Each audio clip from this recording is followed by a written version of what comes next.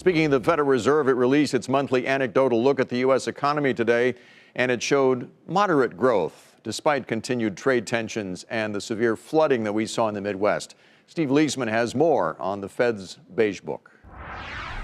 The Federal Reserve's April Beige Book finding slight to moderate growth in the 12 districts of the Federal Reserve. It's a similar report as last time, but some districts did see strengthening. Consumer spending was mixed with sluggish sales for general retailers and for autos. Now, the context in many districts reported, quote, trade-related uncertainties with about as much concern mentioned about trade and tariffs in this report as the last one.